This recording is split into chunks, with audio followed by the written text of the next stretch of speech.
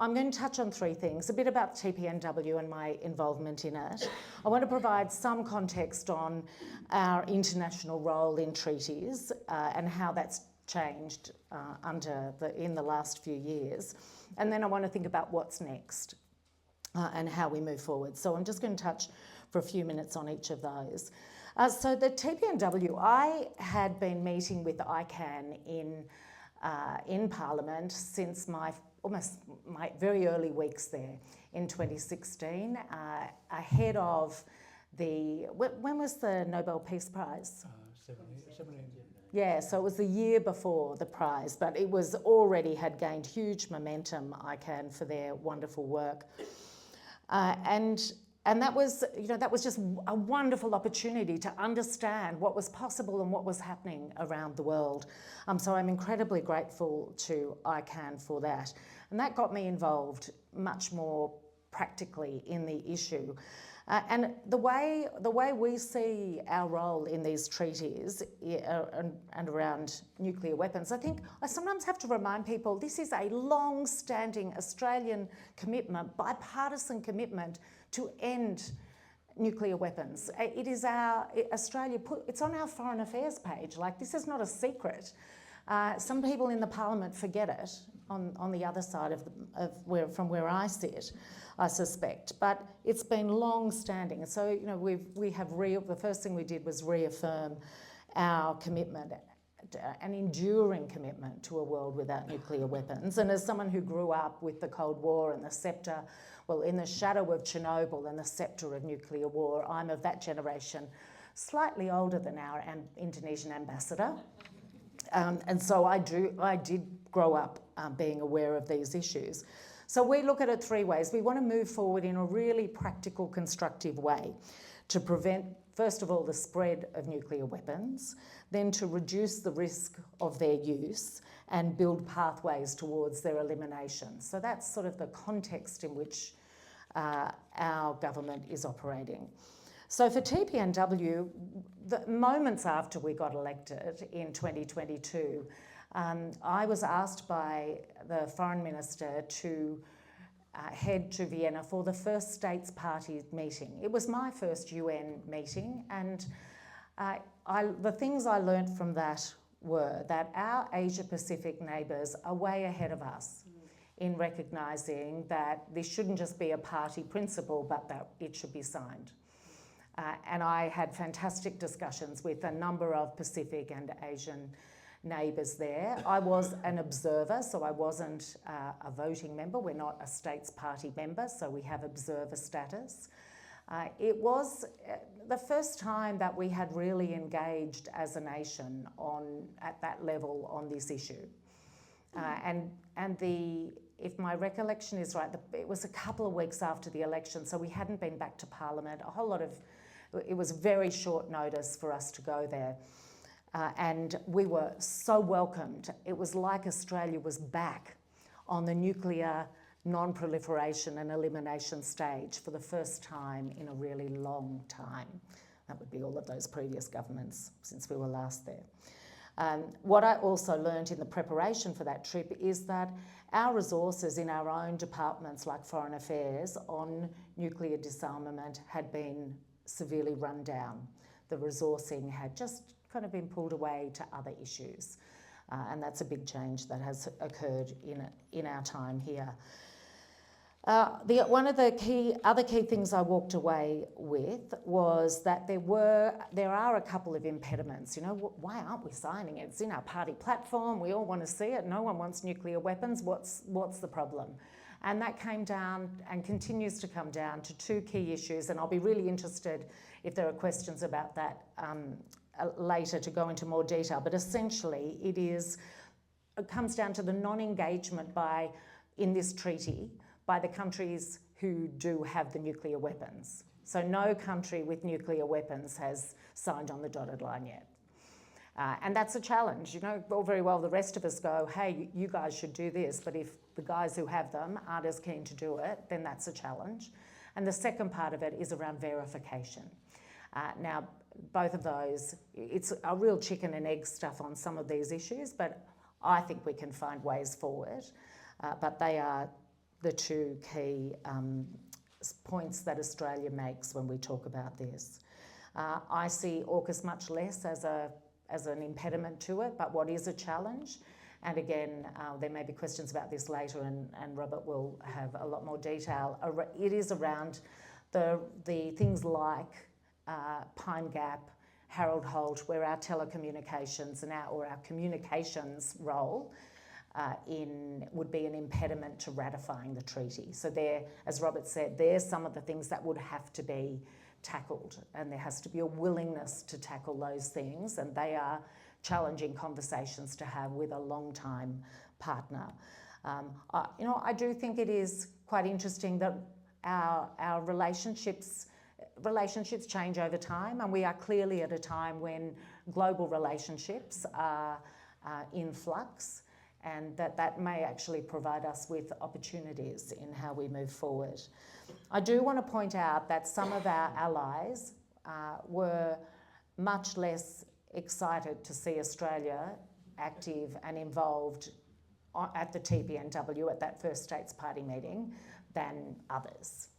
So this is something where my attendance was noted, and it wasn't welcomed by every one of Australia's traditional partners. And I obviously won't go into any more detail about that. I've got a diplomat in the room. He'll be much more diplomatic than me, but I will try to be diplomatic.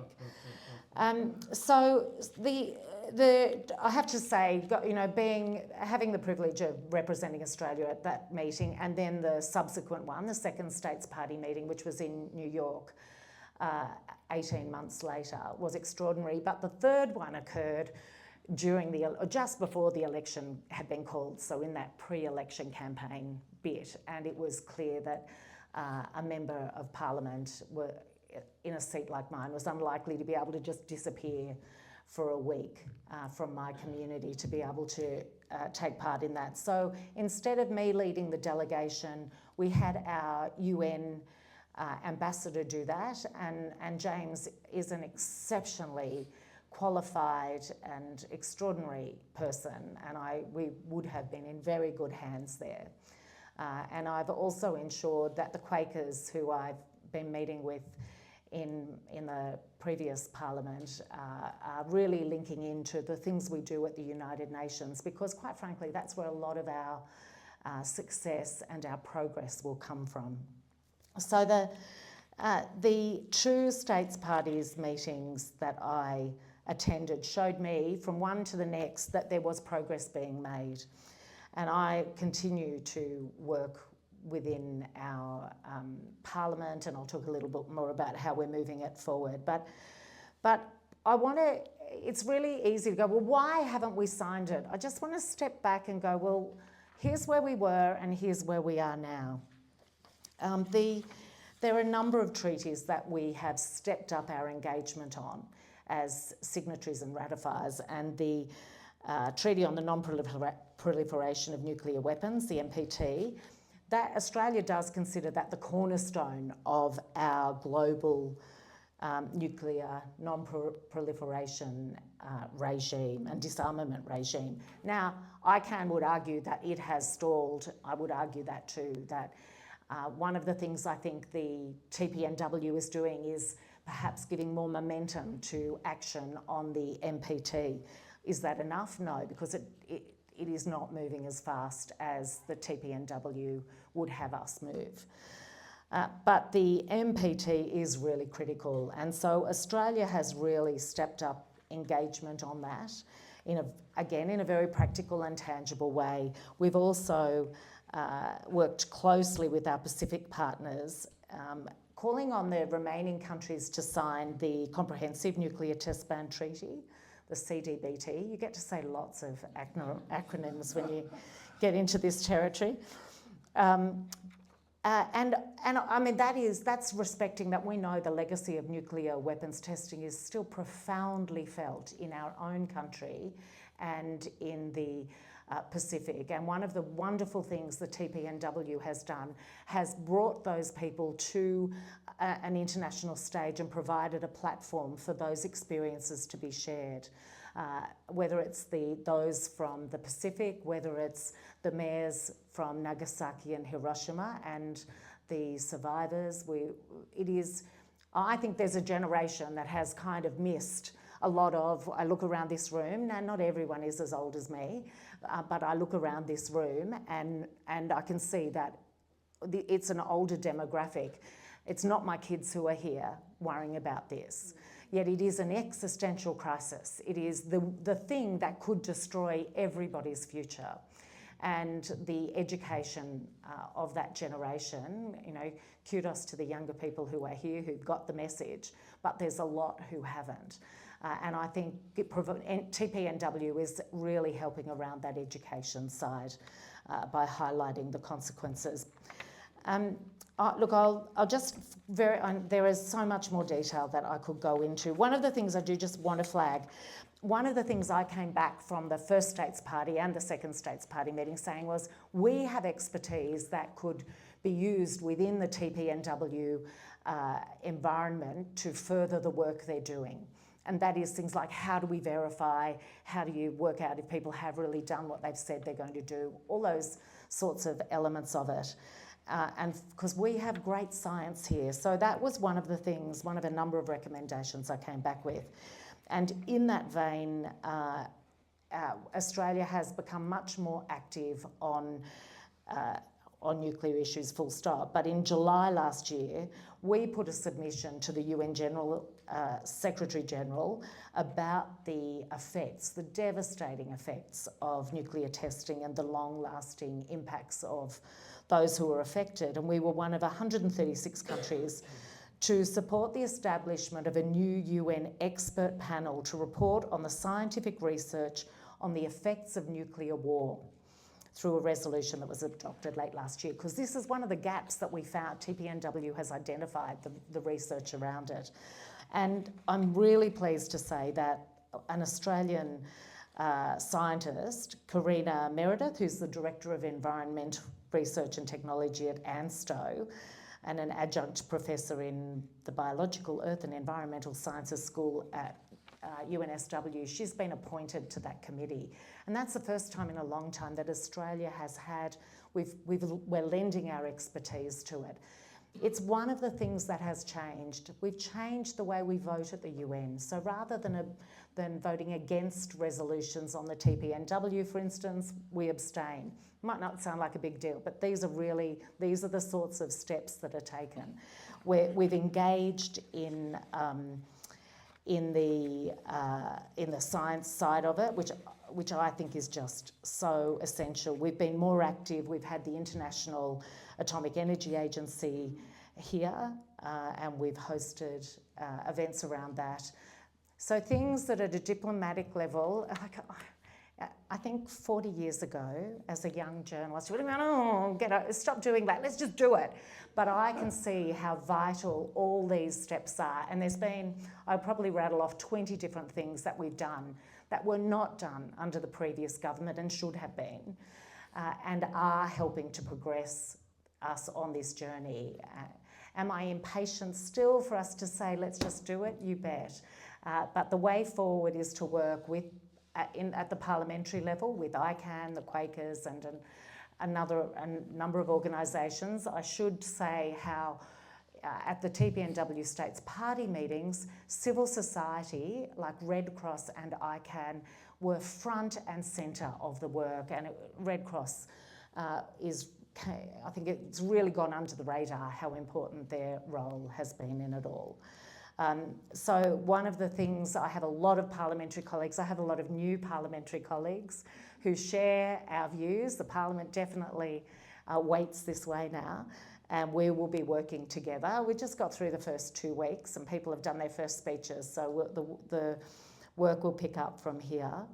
I'm also on the Defence, I've just been appointed to the Foreign Affairs, Defence and Trade Committee for a second term, and I'm on the Defence Subcommittee and the Foreign Aid and Humanitarian Subcommittee. But under the, actually maybe under both of those, we will find opportunities to take evidence and have briefings and hearings with, sometimes it's with the diplomatic community and get their sense of things, but there will be a lot of opportunities that we'll be continuing to explore, as we did in the last Parliament, just to air these issues and build support for them.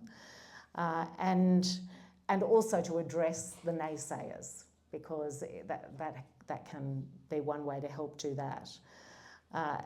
And I think the other thing I'm really going to be, when I have the opportunity to meet with the diplomatic corps in Canberra, is to continue to engage with them and to encourage them to be engaging with our ministers on the importance of TPNW for the Asia Pacific in particular. So I'll finish up there, and we've talked about the humanitarian consequences of nuclear war. I just want to acknowledge, we all know that it doesn't take nuclear war for there to be shocking humanitarian consequences on a population. So there are many things for us to work on. But I think today my focus is on the nuclear element, and thank you for caring enough to, well, I don't know, this place is warmer than my house, so maybe it's warmer than yours too. But thank you for taking time out, and look forward to continuing this discussion.